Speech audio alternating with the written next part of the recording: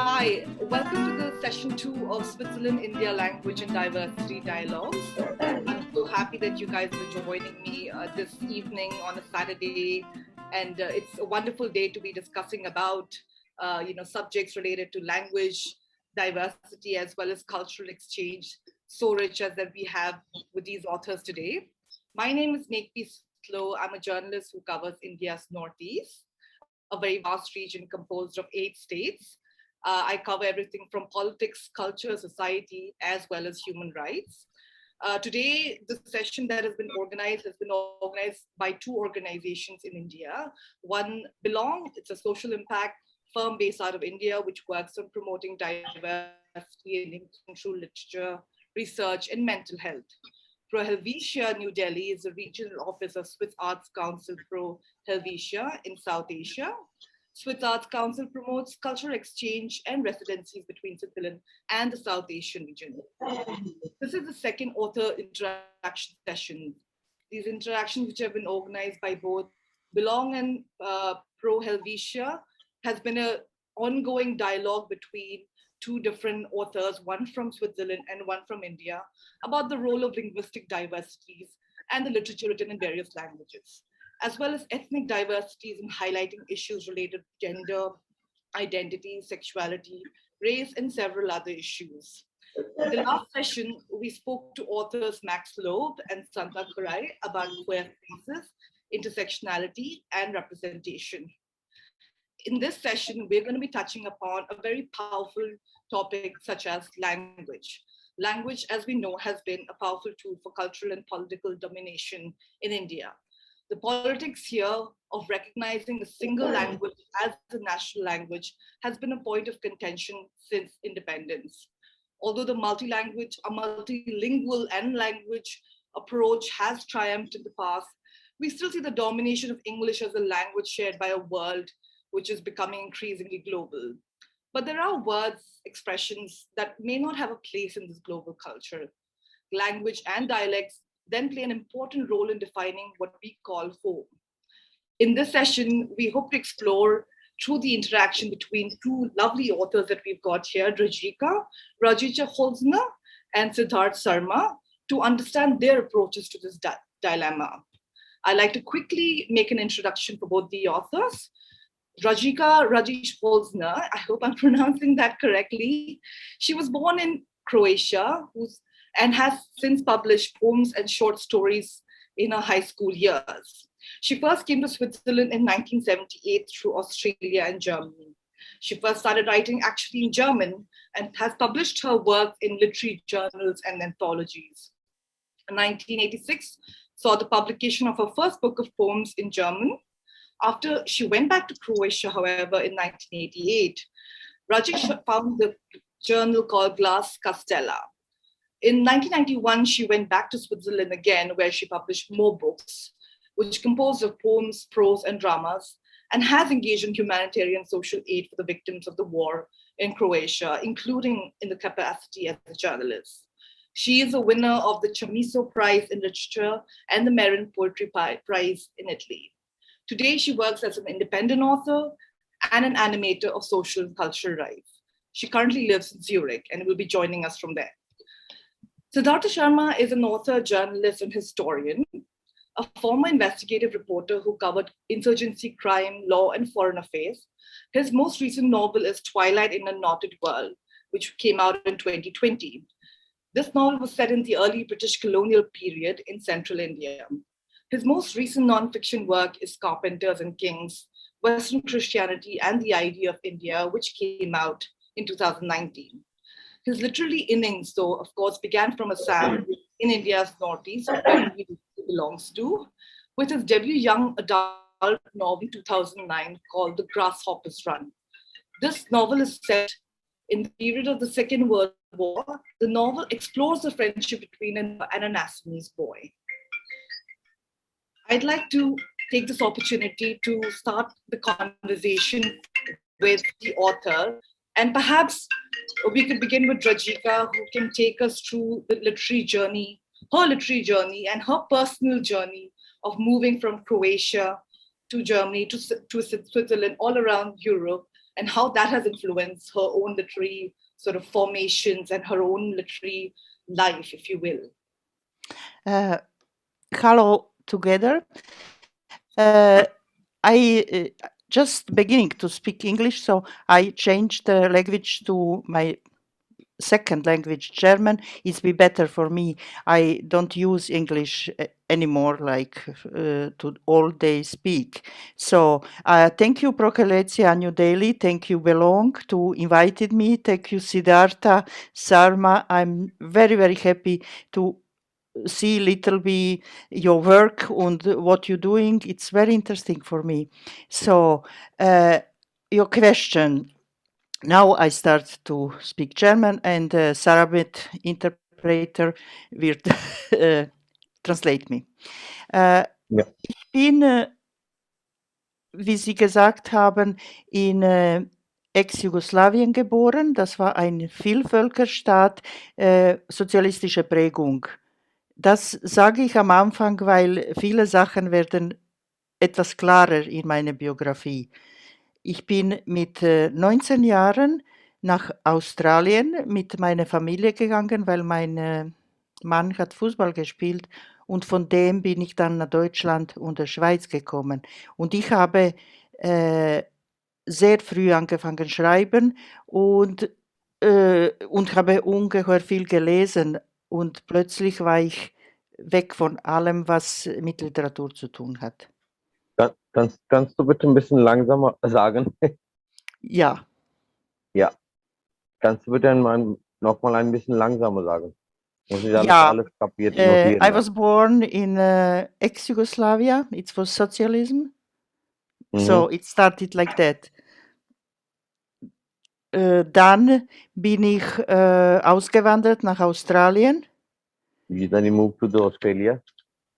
Ja. Yeah. You were born in Und Yugoslavia. ich hatte and then keinen later Kontakt mit Literatur mehr. And you had no contact with the literature anymore. Yes, I'm so sorry to talk too fast. That's the reason why I talk German.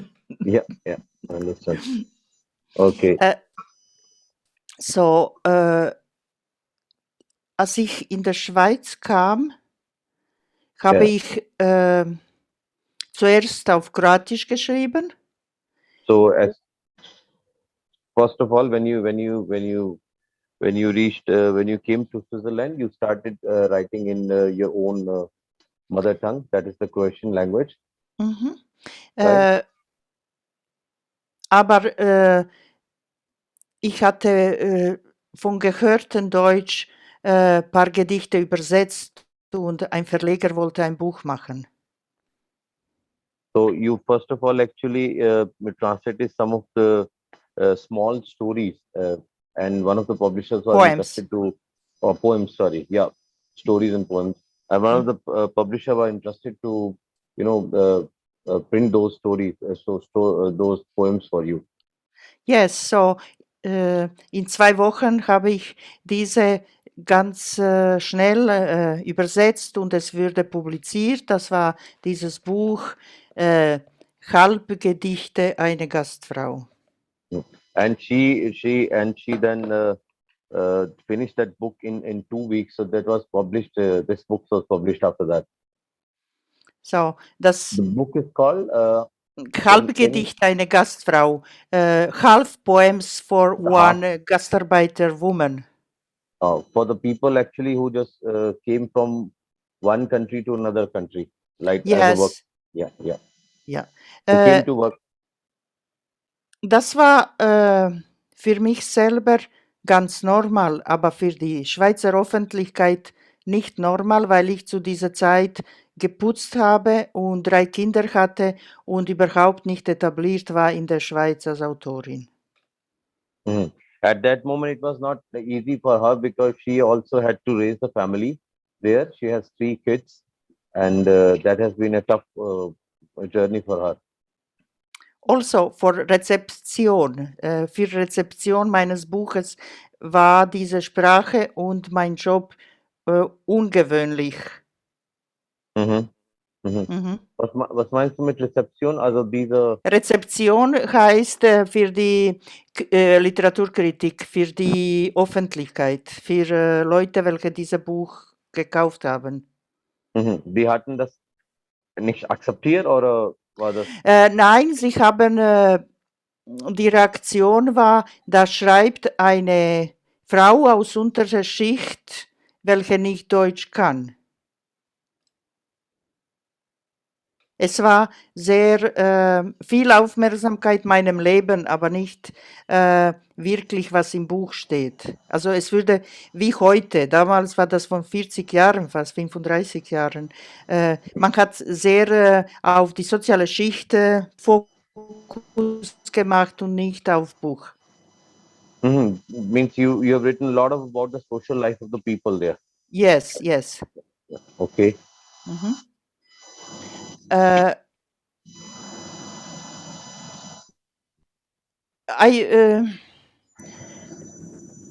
Das hat dazu geführt, dass ich zurückgegangen bin 1988. Ich wollte wirklich normale Schriftstellerin werden, nach Jugoslawien damals. Und dann kam 91 Krieg und ich musste wieder flüchten. And that leads to something that she went back to Yugoslavia in 1988. Yes. Right. Yes, and then ist Krieg gekommen. And then there was a war in and then I go back as a refugee. And due to because due to that war, she has to leave her country, and she went back to Australia. No, to Switzerland. To Switzerland, sorry, as a refugee. Yes. As a refugee in 1991. Yes. Yeah. So, ich habe jetzt vergessen deine Frage. I forgot your question now. The question.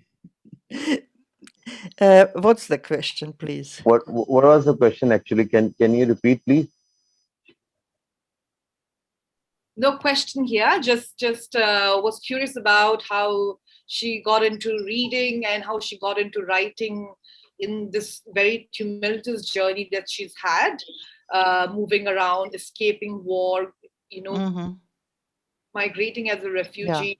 Yeah. Yes. I'm curious about that. I mean, you did, of course, start writing right in your high school days, but did you find a major difference, a change in your work? And I'm sure there would be a lot of maturity from your high school days to your days, moving around and working in Switzerland. Das ist wirklich ein sehr großer Schock, wenn man in einem anderen Ort mit einer Nicht-Muttersprache schreibt, wird man auch als Person anderes wahrgenommen. So it was like that. She was in Germany and she was in Switzerland, and she was not from Switzerland. So when you write a language which is not your own mother tongue, actually, so that has been actually taken by the society in a completely different way that you want to say. Right? Yeah. That's the answer. Yes, thank you. Yeah. If I may prod here, when you say it's taken a different way, could you elaborate a bit more on that?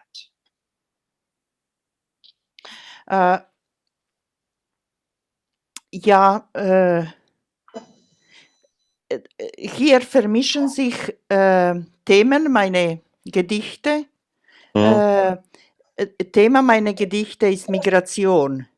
Von Leuten, welche sozusagen putzen, also sehr schwere körperliche Arbeit machen.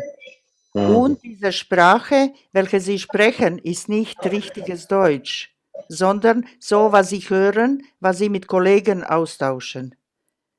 So it means here, so there are the topics which are kind of mixed here. That couple of things like people who migrate from one place to another place, they speak in a completely different language. It's a day-to-day communication which they speak, not the actual language. Und then I took that language, ich habe diese Sprache genommen und habe das poetisch verdichtet. And then she took that day-to-day communication of the people and tried to give it a poetic kind of taste. Yes, poetic taste, but it's also like true. It's, oh, I'm so sorry. I have to Yeah, change yeah, the yeah, language. yeah, yeah. Ja, ich habe ihre Wahrheit sozusagen versucht zu poetisieren, das hast du jetzt gesagt. Und Mm-hmm, dann würde sozusagen, ich war einzelne Person, welche das gemacht hat damals, und ich war eine Frau. Und mm-hmm, das war ungewöhnlich. Niemand wusste, was anfangen damit. mm-hmm. And she was the first person, and being a lady, that was something which was taken by the society in a surprised way. They don't know what to do with that. Yeah, and they didn't know actually what to do with it. So. That sounds like the best kind of reaction one can expect from any kind of readership, right? If I can go over to Siddharth here, actually, would you prefer to kind of embark a little bit on your journey, or would you prefer, if you have any kind of immediate questions that come from listening to Dragica's own literary journey? Well, yeah, I have a few questions for Dragica, but I think I'll wait till a little while afterwards. I think there is a reading of some of her writings, and maybe I can ask my questions after that. All right. Right.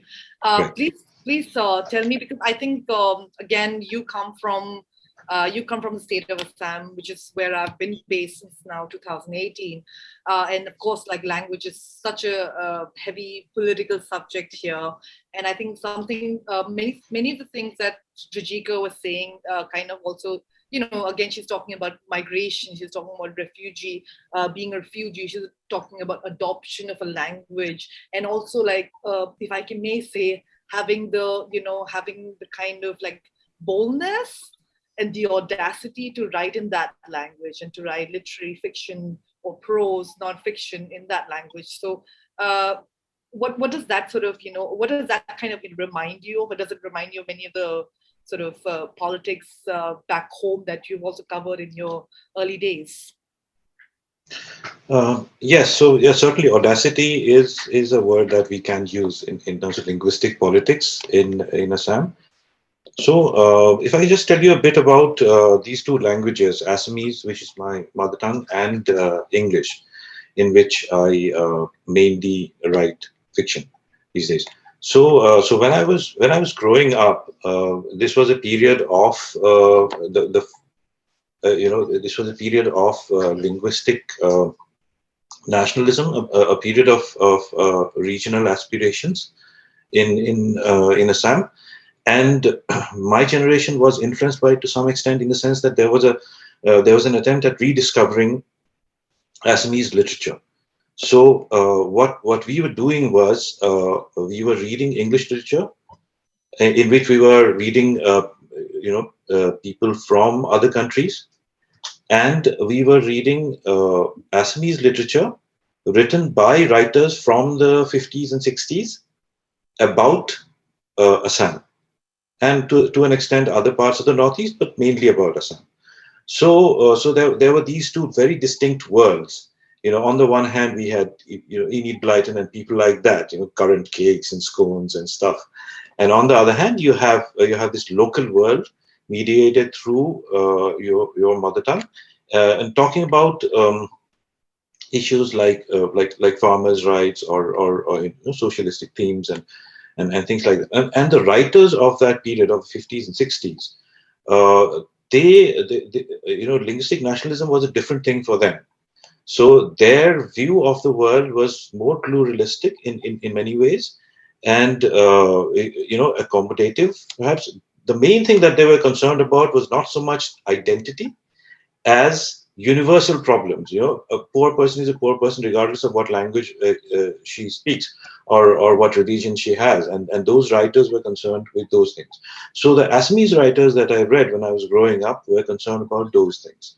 So there were these three competing processes that I witnessed. The English literature I was accessing had nothing to do with my lived experience. The Assamese literature that I was experiencing talked about universal experiences and about my homeland, but from a different generation. Whereas the politics that I was witnessing was based on identity, was based on a lot of fears about cultural subsumation, क्या दिया तूने a fear of चाय है a fear of चाय immigration चाय to a large extent, linguistic assimilation. So these were certain competing uh, thoughts and ideas that I witnessed when I was growing up, and to a large extent that influenced me in the way I looked at the world.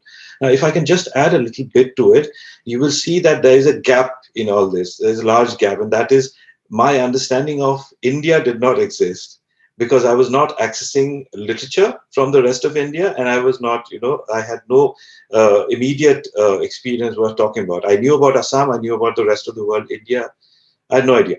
And Frank, there wasn't much discussion about India when we were growing up. Nobody talked about the rest of the country.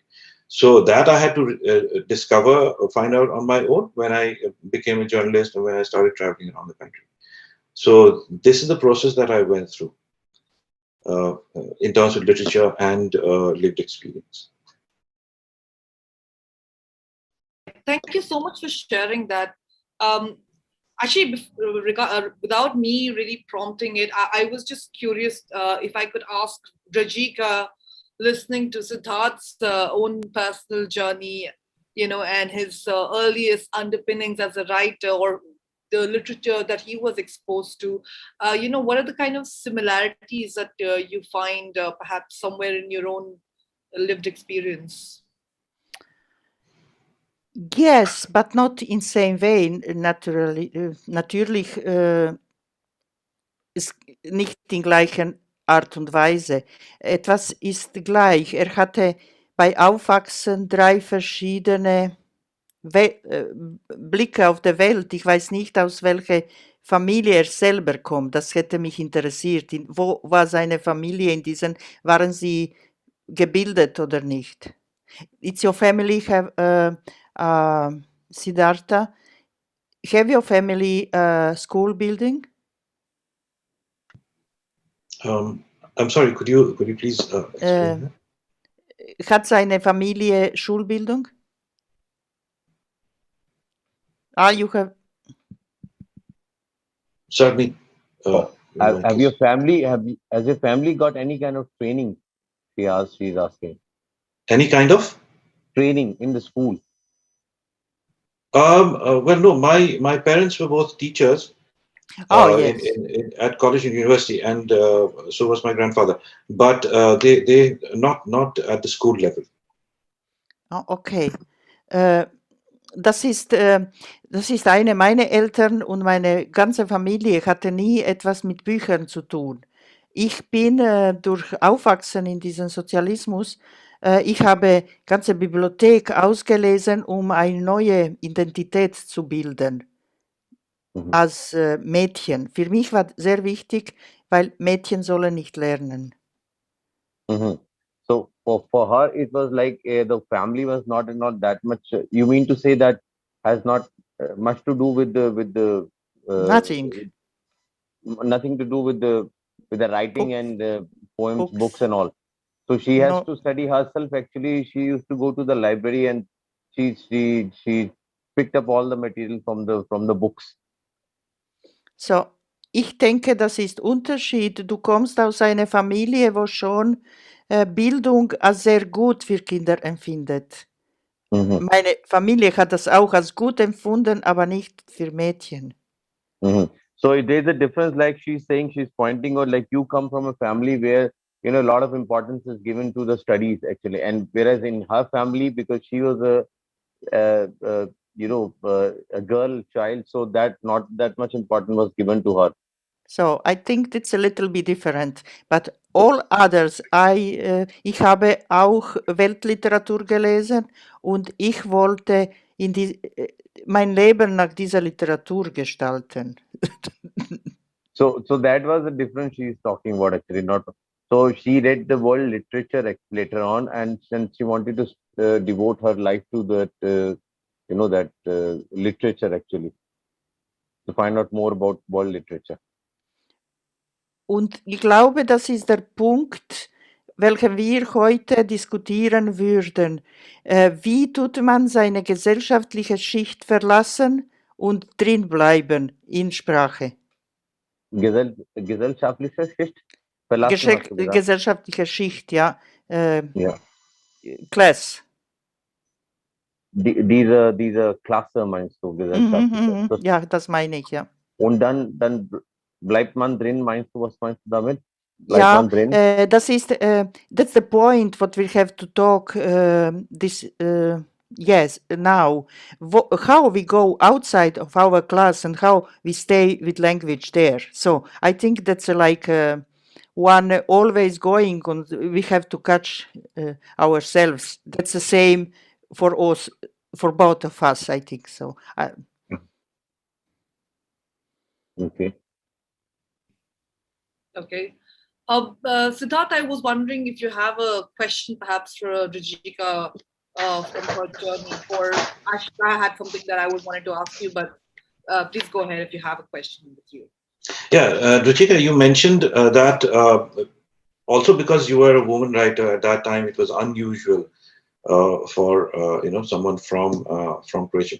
So how has it changed now, and what kind of what kind of gender themes are explored in Croatian literature today? And if you could mention some new writers that you think are exploring these themes. Das sind zwei verschiedene literarische Kulturen, kroatische Literatur und Schweizer Literatur. Die Leute stehen an einem ganz anderen Ort. So there are two different types of.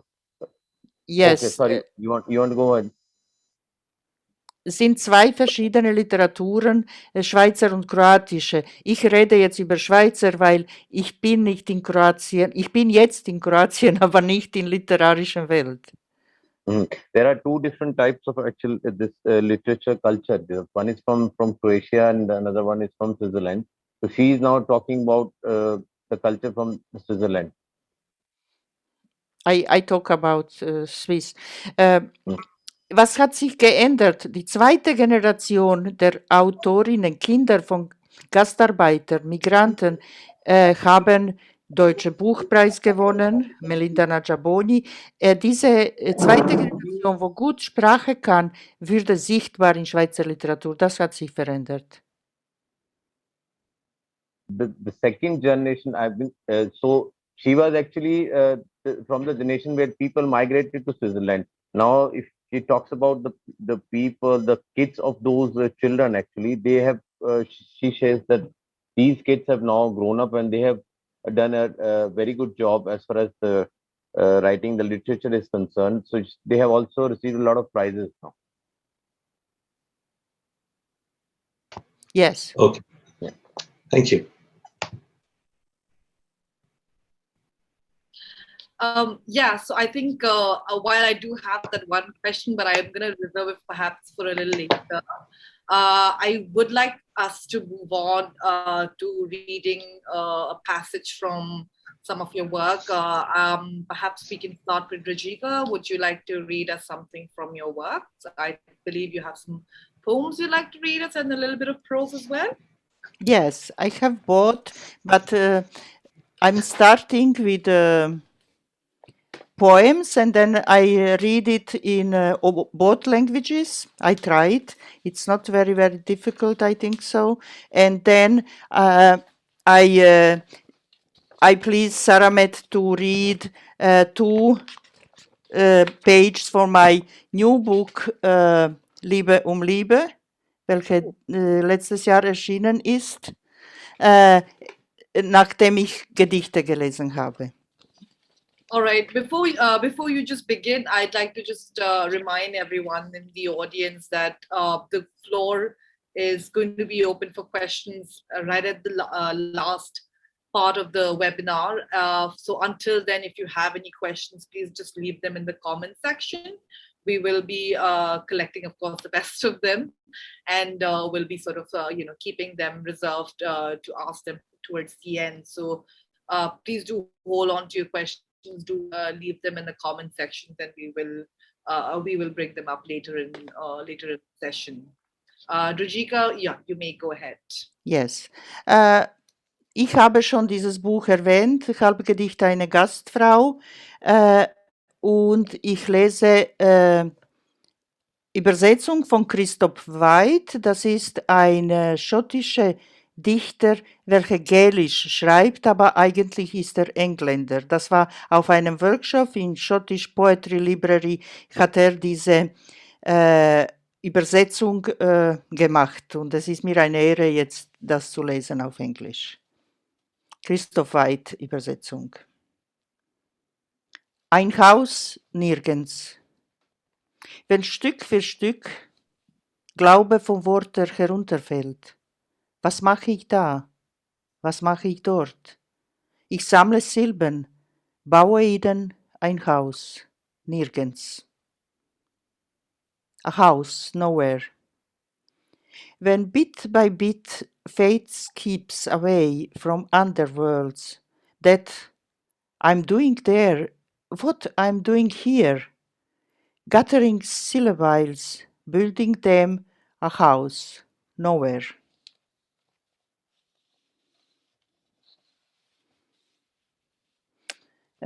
Dieser Poem ist an einer Amerikareise entstanden. In der University of Worcester hat David Dollemeyer meine Gedichte übersetzt, und hier lese ich nur englische Version. Bosnia, 1992-1993. They say everything can be fixed. Think we are dumb children who have been tripped up a piece of land. On account of a piece of land, another word for war, detergent for brain. Father, mother, sister, land defines. Father, mother, sister, a funeral, call your name only son. Have your birth certificate for your country means death notice, screen, no thanks. Stay unborn, my son. Bosnia, 95, yes. The Latin word for war will occur to me later. Now I'm looking for the children paints, cut off the right leg, sew up the opening with invisible thread. On my tongue lies uninjured, ein unheard prayer. Und last one, Statistik, rich is land. However, one to her buys himself a hearing aid.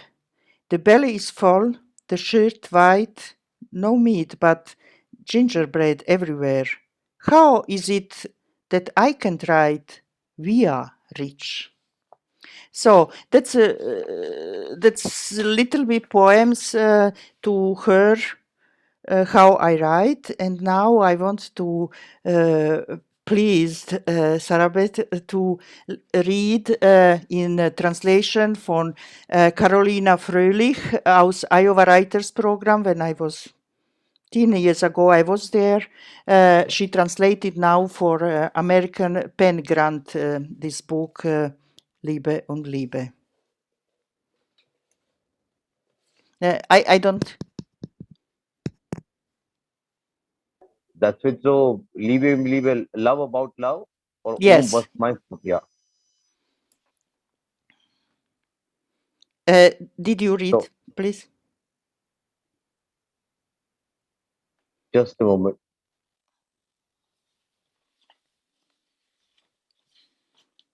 Do you have text? I have the text. Just let me see this in text. One. Sorry. Have you this? Yes, just a moment. I'm just looking. Okay.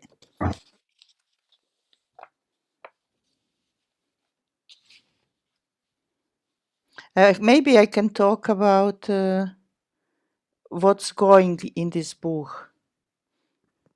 Yeah, that'd be lovely to like. Yes, that's my last book. 1 year ago, it was published in Berlin, and it's talk about one woman who live in very, very distressed family from Second World War, and also feel in love with one boy who be in the same way, little bit, not little bit more as little bit traumatized.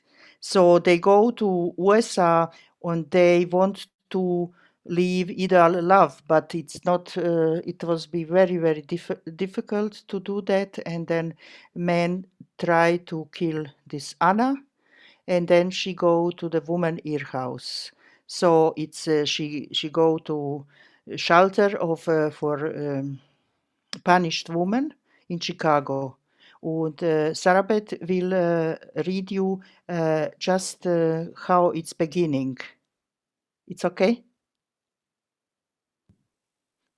You have not. Sarabjit, yeah, could you Yes. unmute yourself? Mm-hmm. I have not received that text. You haven't seen the text. I send you. I've just searched it. Okay. I try to read this of myself. It's okay? Yeah. Okay. Returning to Glück. If mother were different, I never would have married. Like a dog who rips free of its lash, I dashed out of the window, attached myself to Igor. I want to dance, to love, to ride. I want to harvest Glück, meaning happiness of luck, depending the name of my village, and empty promise. I wanted a beautiful house with great big windows and light, a house without fear, without brushing hands, without trembling, without mother who had never, ever kissed me. Igor is in a cardiac unit of Firulest Hospital in Split. When I arrive of the hospital in these hills, I'm afraid when I look into Igor's light brown eyes, which must harbor of terrible fear of death. When I see his fingers and the back of his hand with the little cigarette scars resting on the top of the sheet, when I sit down in broad daylight beside the bed, I'm afraid this will be show that we haven't changed, that there is nothing separating us from who we were back then. What will happen if I take on his desperation, fast instantly like other a form of the master of the universe? Back then he could make me feel like both. A man from next door is up on a ladder with his back to me. There is a colorful cloth wound around his head. He's painting the house from white. I go silent, a stone. What to say after so many years? He must think I left Igor as alone, all alone, that he destroyed himself because of my neglect. The front steps are white marble, flecked black. Marble from Braj, Iceland, once very expensive, missing from the its spot in front of the entry in the cactus, a circle of pride for me, a good matter, and I half tall. So I'm stopped here to read. It's like how this Anna coming back to his native village to visit Igor who died, and I hope, be translated this year in USA, so people can read it in English. It's be very, very important for me. I was to research in USA. I live in Chicago, and then I know also situation how it's be there. But I it was 10 years ago. Thank you so much, Dragica. I just had a very spontaneous question about you just reading some of your work translated in English. Is this the first of your work that has been translated in a global language like English? When I was invited to, als ich nach Iowa Writers Programm eingeladen bin, musste ich Muster schicken und ich habe eine sehr gute Übersetzerin Sarma aus England, welche das übersetzt hat, weil sie lebt in Kroatien und ist halb Pakistanin. Sie hatte diese Art der Sprache schon in Englischen. Und sie hatte, das war das erste Mal, dass mich jemand auf Englisch übersetzt hat, Sarma, und sie ist Musikerin auch und lebt in Kroatien. Aber hat in Oxford Germanistik studiert. So this was what was the first thing you told that was Iowa? What was the Iowa name? Writers Program. Iowa Writers Program. Mhm. So you were invited there to the Iowa Writers Program. Yes, and there you yes, met a lady from a Pakistani background, Sarmani, and she is the one who translated these poems for you. Yes, but she was born in London. In London, born and brought up. Okay. Yes. Das ist sehr interessant, wie sie dann meine Gedichte übersetzt hat, weil sie konnte diese gebrochene Englisch.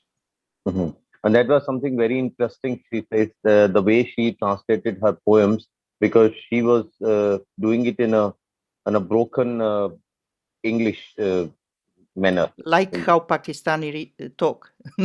Like Pakistani talk. Okay. All right. I mean, with this particular text, and you've just read it, and I'm sure this is not the first time. When you first read your work in a language like English, what was like your level of satisfaction in the translation? Because again, we keep hearing about the often quoted phrase of lost in translation. So would you be able to tell us like how much has been lost in this translation? If at all. Nein, ich liebe Übersetzer, die sind die intelligenteste und selbstloseste Wesen auf der Welt. Ich verehre Übersetzer. You trust the interpreters, actually, she's saying. She trusts the interpreters and they can interpret in a very good manner. That's what I want to say. They have their own way of translating, interpreting the things. Sie sind auch unterbezahlt. And she was not paid properly actually for the job, she says. Darum ist es für mich ein Gewinn. Jede andere Sprache macht eine neue Werk. So, ich bin wie Kind, welche dann erstaunt ist, was möglich ist in Italienisch, in Ukrainisch, in Russisch, in Spanisch, in Slowenisch. I'm very surprised. So she says that was actually because they are not paid much, the interpreters. It was a situation like that's win-win kind of situation exactly. Well, so something profitable for her to get this interpreted and translated by these people, translators. Das ist wie Leben. Es ändert sich. That's like a life that continuously changes itself. That's very poignantly put. I'd like to invite Siddhartha to now perhaps read something from his recent work. Thank you, Makepeace. So this is from Twilight and Knotted World, which came out last year. And it's set in the 1830s in central India. It talks about stranglers who are more popularly, in popular imagination, they're called thugs, which is a bit of a misnomer, which is also something that the novel deals with. The actual name for them is Fansigar, which literally means men with nooses or stranglers. So it's a story about how a British officer posted in central India conducted an investigation of these people, and how he arrested some of them and how he tried to understand this phenomena. And it was a sociological phenomenon in the sense that these people understood how caste works. So they used to pretend to be people from different castes, and they used to inveigle themselves with travelers on the road. And at some point, they used to strangle them. And the reason they could get away with this is because the caste system, before the coming of public transport, meant that there was a lot of segregation of travelers. So travelers used to travel only with people from the same caste. They used to share food only with them. They used to talk only with them. So there were these segregated units of people on the road. And because of this, it was very easy for a band of people from the same caste to be murdered and to be disposed of, and nobody would come to know of it because they would not be in touch with anyone else. So this chapter begins shortly after the discovery of a mass grave of these victims, and these thoughts that I'm going to read are from the British officer called William Henry Sleeman. So it is me writing the voice of the British officer who lived in India most of his life. So he had a profound understanding of Indian society. He had no illusions about it, and he understood the many problems about Indian society, most of which are rooted in these two things: caste and a very institutionalized form of misogyny. So this is about caste. Um, there is no person as lonely as a traveler on an Indian road. This might appear unlikely considering the crowds around village huts, melas, river crossings, pilgrimage sites, and elsewhere in the countryside or on the approaches to cities. And yet, a traveler is always aware of how isolated he is from everybody else. The upper caste traveler does not visit villages he passes, choosing instead to eat the food he carries with himself for reasons of ritual purity and culture, and if he has any valuables with him for reasons of safety. Now, I'm talking about a period before the coming of trains or buses, motorized transport, and things have changed a little bit now, but you'll still see traces of this segregation whenever you use public transport. Uh, yeah, he does not eat with his fellow travelers or share food with those he passes or visit an unfamiliar village, again for reasons of caste and purity.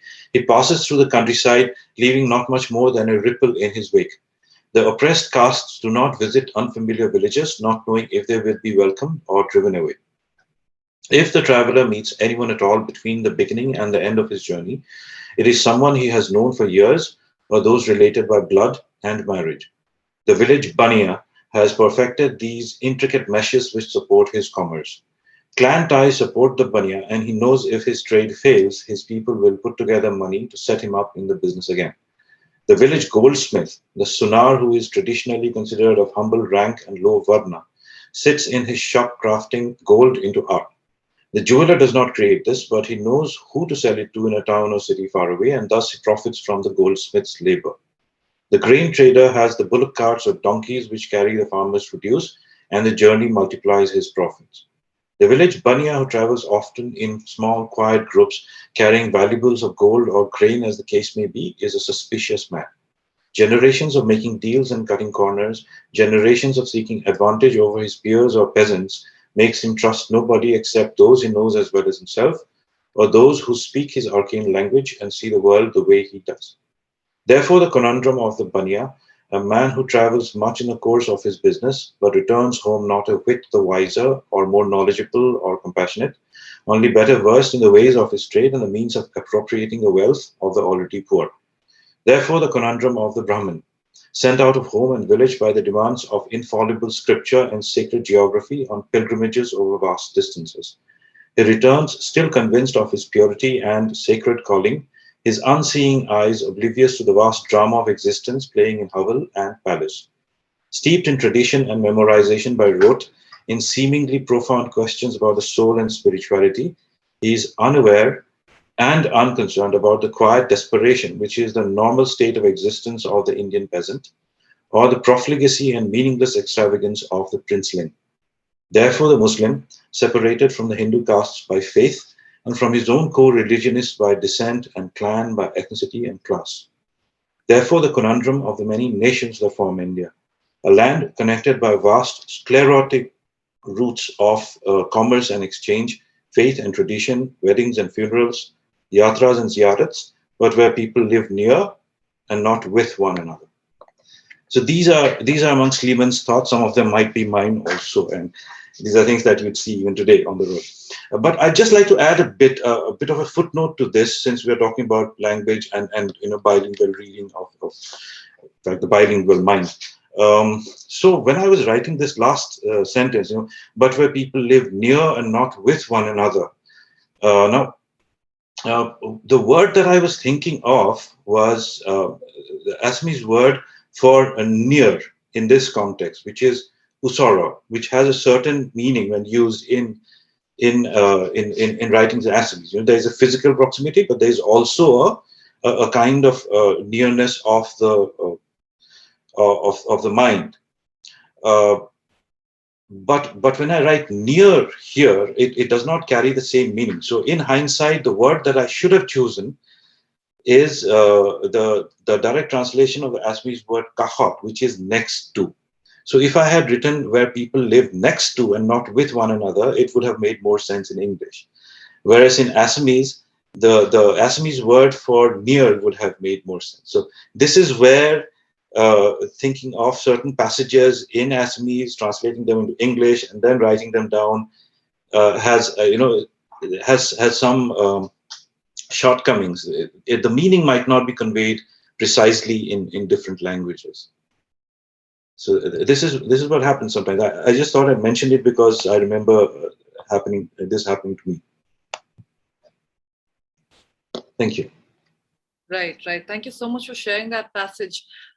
Before I have a few questions, over here, but before I kind of go into it, I would just like to give the floor to Dragica, and if there are any kind of thoughts or any kind of general comments, reactions to the passage that Siddhartha just read. Mich hat vor allem dieser letzte Satz so beeindruckt. Leute, welche nebeneinander leben und nicht miteinander. Und das ist genau der Punkt, wo in Ex-Jugoslawien war anderes. Leute haben miteinander gelebt und es war möglich, sie wieder auseinanderzunehmen. Das ist eine Kontradiktion. So Dragica, for her, actually, the last line which was mentioned, that the word that we used, that was the near, that influenced her much, actually. The same kind of situation in ex-Yugoslavia she has experienced, where the people were living together but still not together.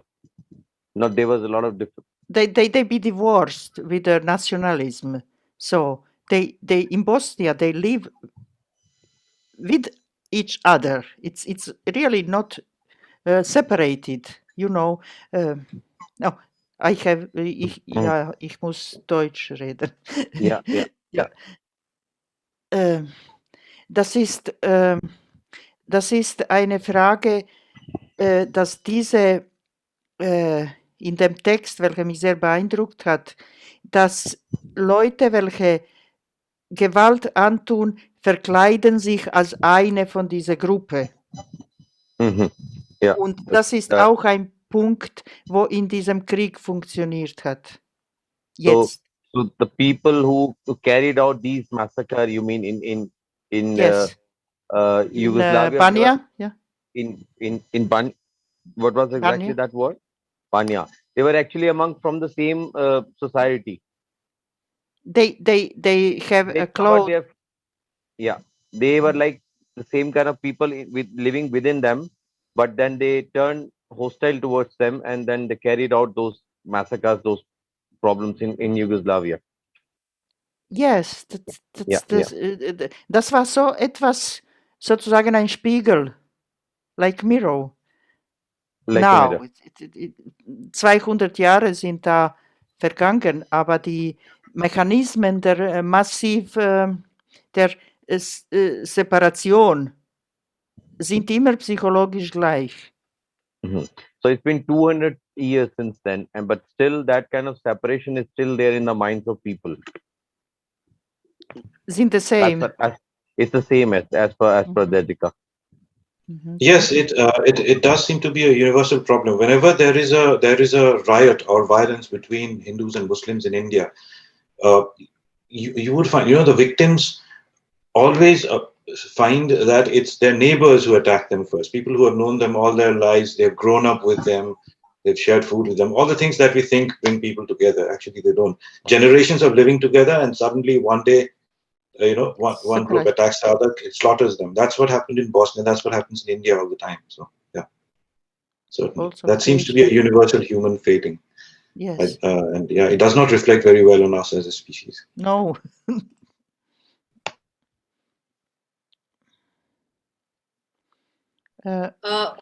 We're short on a little bit, I think, running out of time.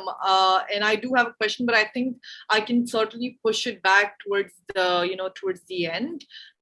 We still have a few questions kind of, streaming in. So I do think because of the paucity of time, we will move on to the next section. And here again, actually, I do have a bit of a broad question that I will throw at both Dragica and Siddharth.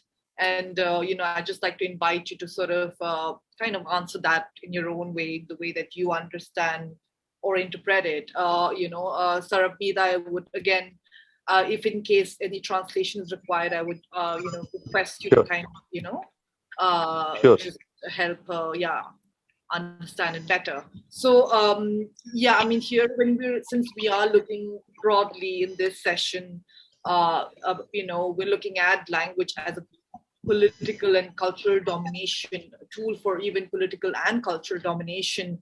It naturally sort of begets this question about, how language, or any language that is of cultural domination or performance, or even elitism in the colonial construct affect your literary expression.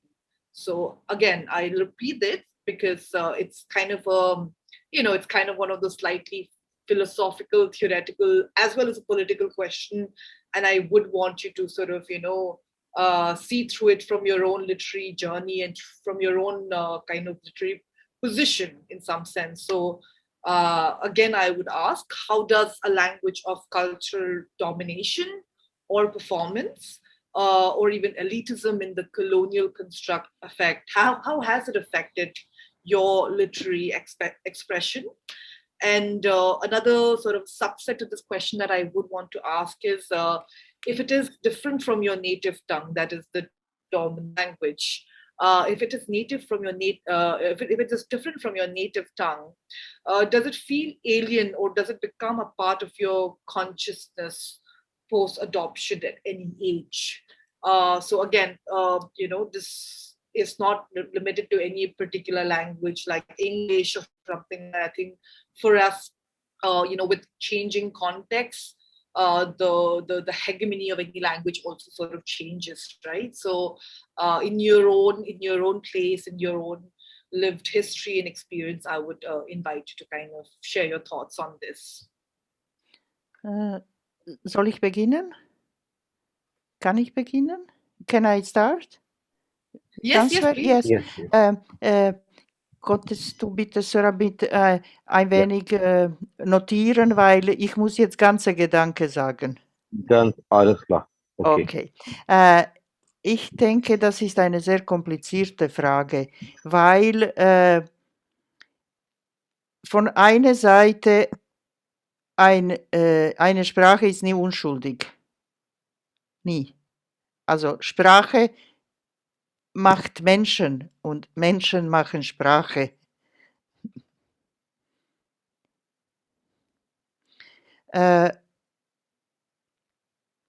Meine emotionale Sprache ist meine Dialektsprache, meine Großmutter. Und später in der Schule wurde die ausgelacht und ich habe als Mensch eine Ablehnung erfahren. Darf ich Ja, ein bisschen? Ja, ich muss das alles notieren. So Ja, deine emotionale Sprache ist deine Muttersprache gewesen. ja, meine emotionale Sprache ist meine Muttersprache, wie bei jedem Kind. Ja. Okay. Und in schools, actually, that was, you just laughed, people used to laugh at your Yes, if you it was, speak. ja, das war ein Dialekt, welcher nicht dort, wo ich in Schule ging, gesprochen würde. Also ich habe schon mit der Sprache diese Ablehnung schon als Kind, aber ich habe, diese Sprache ist für mich sehr, alle Emotionen sind drin in diesem Dialekt. Es gibt eine kognitive Sprache und eine emotionale Sprache. Ja. It means das heißt, dass du bist mal so wie, wenn du immer an der Schule gesprochen hast, dein eigenes Dialekt, Muttersprache, Dialekt, dann haben die Leute einfach ausgelacht, meinst du hier? Kinder, Ne? Kinder. Kinder ausgelacht. Deine Kumpel, alle. Ja, genau. Deine Kumpel, okay. Okay, ich habe notiert, ich habe sehr viel zu sagen. Okay, ja, bitte. Vierte Punkt, ja, gerne. Ja. Jetzt kannst du anfangen, das zu sagen, ja. Okay, das war okay. So, das hast du gesagt, das ist eine komplizierte Frage gewesen. Ich muss alles erstmal korrigieren mit dir, damit. Ja, also, und du hast gemeint, dass die Sprache bildet Menschen und Menschen bilden die Sprache. Genau, das ist es so, ja. ja. Sie ist nie unschuldig. Und emotionale, diese Sprache ist deine Dialekt ist immer eine emotionale Sprache gewesen. Ja, bis heute, ja. Bis heute. Und die Leute haben einfach, wenn du an der Schule das einfach auf dein eigenes Muttersprache geredet hast, dann würdest du ausgelacht. Dialektsprache, ja. Dialektsprache, ja, okay. Ja. Ich muss erstmal sagen, na, okay. Warte bitte. Alles auf, ja. So, as per Dragica, hello, am I audible? Yes. Yes, yeah. Okay. So, as per the views of Dragica, Dragica says actually that this has been a very complicated question for her. First of all, so she says in her way that language makes the people and people make the language. She expressed that in German. That straight away I translated that off in English, and there is a kind of emotional language she talks about, which is own dialect, which one speaks actually, and which one someone grows up with. And she was actually also laughed at when Dragica used to talk in her own dialect, in her own language at school. So the people, colleagues around, we used to laugh at her or making faces that when she talked in her own mother tongue, in her own dialect.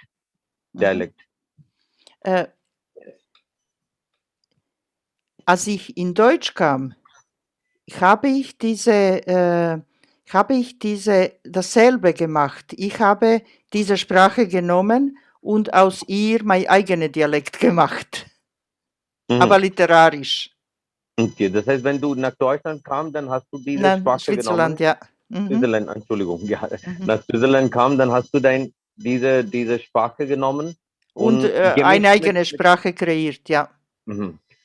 So when Dragica went to Switzerland, actually, she took the language of the Swedish accent, the Swiss accent language, and she made her own, mix it with her own dialect. Yes. Ja. Noch etwas habe ich dazugegeben und das ist die Literatur, wie bei Siddhartha von Ex-Jugoslawien und von Europa. Also ich habe auch literarische Texte, immer wieder Zitate eingearbeitet, aber das würde kaum gesehen. Das habe ich nicht verstanden, was du. Ich habe aus Literatur Zitate genommen und in meine Gedichte eingearbeitet, auch in meine Prosa. Zitate aus den Büchern. Aber weil ich eine Gastarbeiterin bin, würde das nicht gesehen. Was ist Zitate? Das habe ich vergessen jetzt. Zitat ist citation. I take und Zitate, ja. Das ist Quotes. Yes. Ja, okay. Ist mir klar. Quotation, ja. Das ist yes, quotation, yes. Jetzt kannst du mir nochmal bitte erklären, was war das? Du hast die Zitate genommen? Aus der Literatur und sie implantiert in diese sogenannte eigene Sprache. Okay. Und das ist diese Mischung, wo bis heute ich so mache. So you, Dragica has taken actually the quotes from the literature and thus implanted it actually in her own language, in an own dialect. And till now she has been doing it like But this. literary critic never see that. Die akzeptieren das nicht. Die Kritik. Nein, sie sehen es nicht. Okay. Sie sehen es nicht. Sie lesen das okay. nicht. But the people from the literature community actually they critic actually they don't see it. Sorry.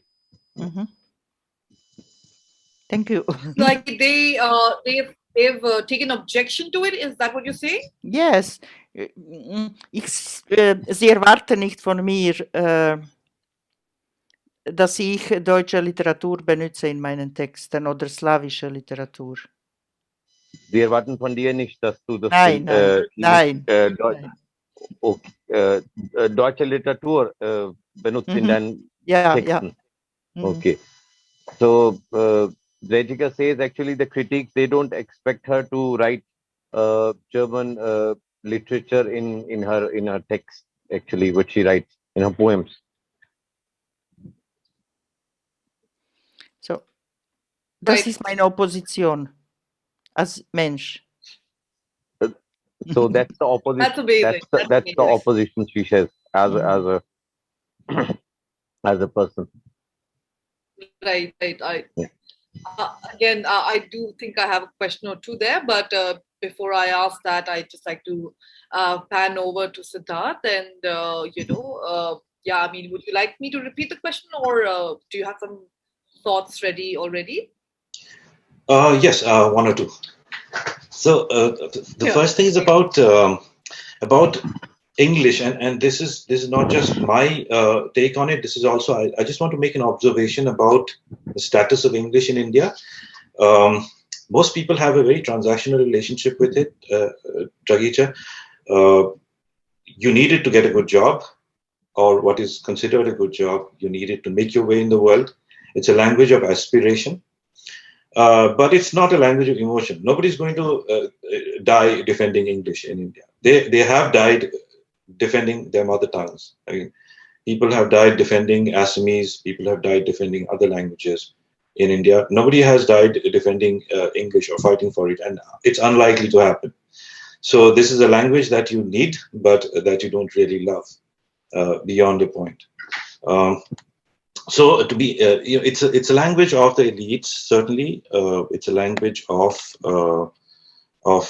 exploitation in many ways, discrimination certainly, oppression probably not so much, because historically speaking, English has not subsumed other languages.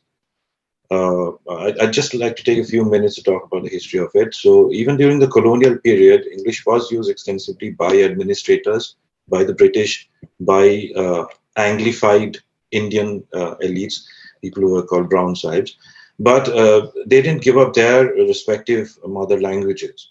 So English hasn't swallowed other languages, but there are other languages in India which have. One of them is Hindi. There are several related, similar dialects like Hindi, but what is called standard Hindi has replaced them in mainly in northern India, central India. These a lot of these languages are in conservation terms near threatened or extinct, nearly extinct. So that has certainly happened, but English hasn't done that. That does not mean that it is not a part of the problem. So that is something that I wanted. That's part of my views on the way these different languages of power work.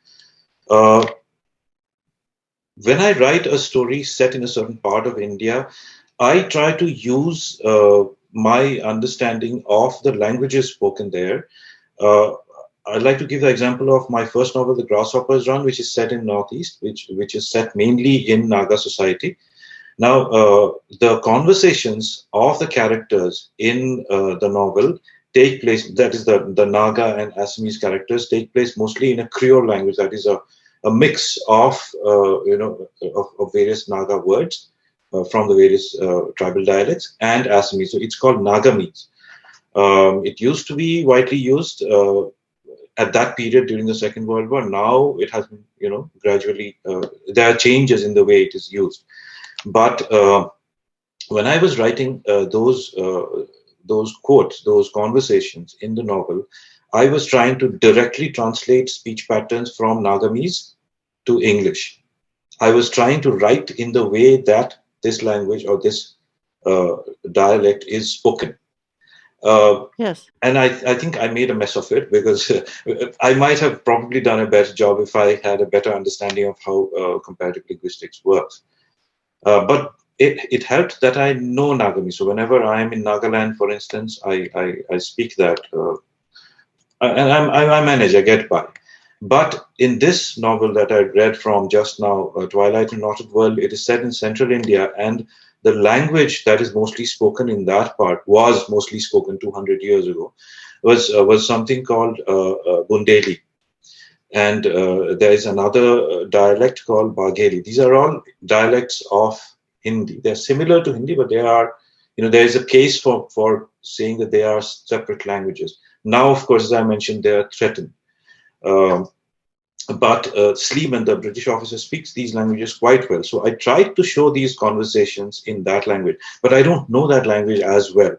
So in writing or in transliterating, transcribing these languages, these spoken forms into English, it certainly helps if the author knows that language very well, because then the process of translating them and writing them in a different language is much easier. I did not know those languages as well. So the process of translating them became a little problematic, which is why if you read the novel, most of the conversations sound like people talking in English rather than people talking in some other language which has been translated. So that is certainly a problem. And the only way this can be solved is if you are a polyglot, if you know, say, 20 languages just as well as you know your mother tongue, which is humanly quite difficult, because if you have such knowledge, then you're probably spending a lot of time learning languages rather than writing stories. So that certainly is a problem when it comes to a linguistically diverse place like India. I hope I did not go off into all kinds of tangents, Makepeace. No. No. I think it was, it also kind of, got me thinking along certain lines as well. I do, like I said, I have a question actually exclusively reserved for you, but kind of connecting in the present, part of the session with what Dragica said, and I thought that was quite powerful, because what she said, she talks about writing in German, and she talks about, again, coming back to the point of audacity, right? And how it's seen as such an affront perhaps by a certain kind of an elite German literary community, right? And because it perhaps has some inflections from her native tongue, it immediately, and I think naturally, reminded me of, the kind of current raging debate on what is called Mia poetry in Assam. Again, for context for the rest of us, Mias is a very pejorative term that is used for Bengal original Muslims who are residing mostly in what we call the Barak Valley of Assam, as well as several parts of Lower Assam and Middle Assam. Here, they're a very interesting they're a very interesting demography in Assam again, because they do have their roots, of course. They're very strong roots in their Bengali dialects. Again, Bengali is not being just one language. There are some dialects within that as well. So then, still keeping in touch with the Bengali roots, those dialects, through those dialects. But at the same time, unlike perhaps many other communities, in communities who are in fact considered even indigenous and much more native to the Northeast or Assam, their adoption of Assamese language remains quite unparalleled, like any other. So that's where the politics just gets extremely interesting and also so extremely complicated. But they've been coming a lot in the limelight for two reasons. One is this National Register of Citizens exercise that was conducted in 2019. You had about this exercise aimed to exclude so-called suspected Indian citizens from the electoral roll. So the suspicion was around illegal immigrants making, infiltrating into the voter list in Assam. So the list that was conducted, the exercise that was conducted over 5 years, finally excluded about 1.9 million citizens in Assam. And at this moment, of course, the finality of that exercise is still, has still not been kind of, concluded, and we don't have any, we don't have a finality on it as yet. But having said that, the question of the citizenship, around these Bengal origin Muslims, who make up a significant demography in Assam, has been under question for a really long time. And more just in the last few years, what has happened is a newer generation of poets and writers from these communities who particularly live in the riverine islands have started asserting, writing in their dialect, which has very strong inflections of, again, the Bengali dialect, but also has, a present connectedness with Assamese, the lingua franca of the state. So, I mean, again, sorry, I'd had to give quite a bit of that context there. It's so hard to sort of summarize that in a sentence. But because Dragica talked about, being a migrant, being a refugee, in fact, right? And carrying that, carrying your mother tongue with you and in adopting another language. I mean, that's a very universal experience. It's something that, I think almost, especially today, everyone, it's in every corner of the world, someone can relate with it, either from the position of being in Dragica's place, or from the position of having witnessed it, having witnessed communities who've been in this kind of a movement, right? So I was wondering, Siddhartha, did you find those parallels very strikingly similar to when Dragica spoke about her struggles? I did. I certainly found it very, very similar, very familiar. A bit about Mia poetry. Although I have not read Mia poetry in the original, I do understand that it is a vibrant part of their culture. And there are a lot of, as you mentioned, young people, very talented poets who are writing in it and who will continue to write in it. It's a form of cultural expression, and there are also other aspirations involved. There are ways of understanding their identity, their past, their future. So in many ways, it is Mia poetry is doing what poetry has always been meant to do, because it's the living voice of the people. So one of my hopes from Mia poets is that they will through their poetry and through their other pursuits, through their research, through their academic work, I hope they will also look into how these societies came into being, and how these particular dialects or linguistic forms came into existence. One of the reasons which led to the beginning, and again a small bit of digression into history, one of the reasons why linguistic nationalism began in Assam in the late 19th century was because for the first 4 or 5 decades of the colonial period, Assamese was not, was actually persecuted, and Bangla was imposed on the people. So there is a long history of bitterness and, discord, which led to the beginning of cultural reassertion. Now, that is something that a Mia poet would understand, because their language has not been given, the kind of, in the sense that, it's not standard Bangla, and there are influences from Assamese, just as the people have cultural influences from both sides, from both people. So, to understand to understand that kind of cultural aspiration, that need to have one's voice heard, is something that a Mia poet would understand. So I think the important thing here is these young talented people should continue to explore their lives, their lived experiences, their stories, should try to continue to bring them out, and there should also be a continuing dialogue between these different languages, these different speakers, these different cultures, because as long as we have dialogue, we will continue to have some kind of provisional understanding of one another. And I think that's the way to promote, well, this is a much misused word, but that's the only way to promote harmony, as far as I understand. Mm-hmm. Regarding NRC, it's certainly a vexed problem. I think it was necessary to understand how many illegal migrants were there in Assam, but the whole process by which it was done, the way in which it was politically appropriated by the ruling dispensation in Delhi and the same party in Dispur, that has been certainly a disappointment as far as I can understand. Having said that, I have not reported from on the ground for a long time now, unlike you. So there might be nuances that I might have missed.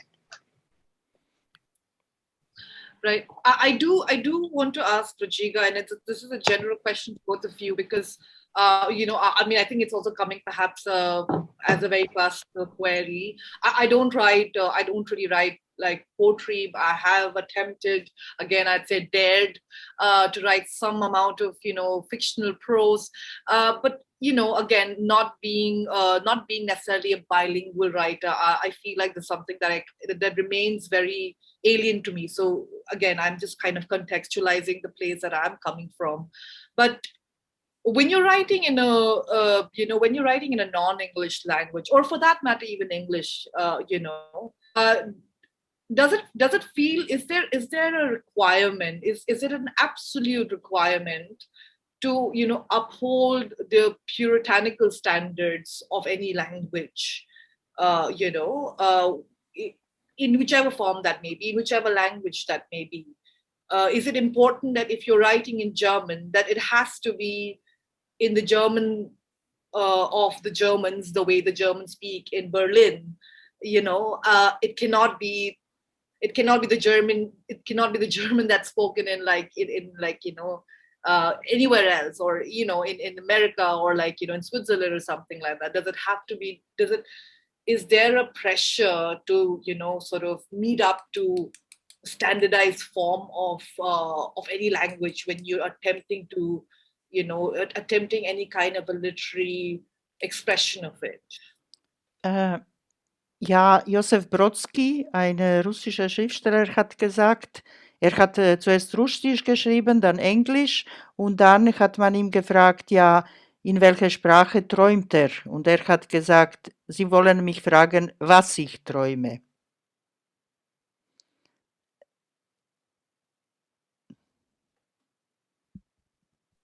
Wie heißt der russische Schriftsteller? Josef Brodsky. Josef Brodsky.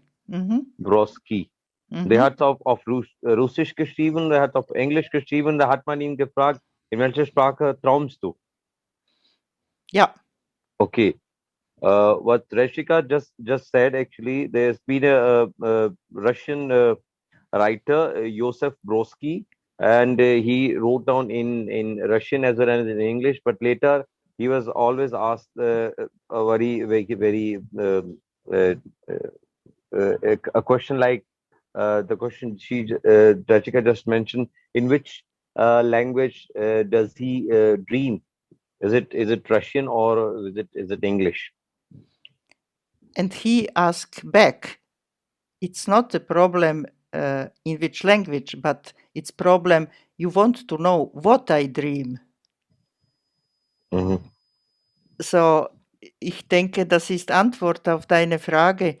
Es geht um die Würde des Menschen, welche nicht einsilbig perfekt ist. Es geht um diesen Schreiben, oder wenn ich Projekte mache in Schulen mit Kindern, dass jede Fantasie und jede Sprache gleichwertig ist. Es geht die Würde des Menschen, du meinst, hast du Ja, gesagt, ja, ne? in der Sprache, und das geht nicht um Perfektionismus der tadellosen Benutzung einer Sprache. Es geht um viel mehr, dass Menschen Recht haben, in jeglicher Sprache sozusagen nicht diskriminiert werden. Das heißt, das geht nicht um, das braucht man nicht perfekt zu schreiben. Es geht Nein, um, nein, weil ich mache solche Kurse in der Schulen mit Kindern, und die müssen ihre Fantasie entwickeln und auf jeglichen Sprachen, was sie können. Es geht um Expression von der Seele, und das ist was anderes als Rechtschreibung. okay, was ist die Würde hier? Die Würde des Menschen. Würde des Menschen, ja, das ist schwierig zu übersetzen. Es ist, du kannst sagen, Seele ist besser. Es geht um die Seele des Menschen. Seele, also Okay, Soul. Seele ist Soul. Ja, Mhm. ja. Das heißt, das hast du gemeint, dass hier diese Expressions, das geht um die Seele, und man soll einfach äh, eigenes Sprache benutzen, um alles äh, zu äußern, meinst du hier? Ja, zu kreieren Welt. Also ich lerne Kinder, ich lerne auch Studenten, wie man eine Geschichte schreibt. Und man sucht das, was man hat, wie beim dem Kochen. So ganz einfach bleiben, so aus der Emotion, was Ja, rauskommt, ja, muss ja. man schreiben. Mhm. Mhm.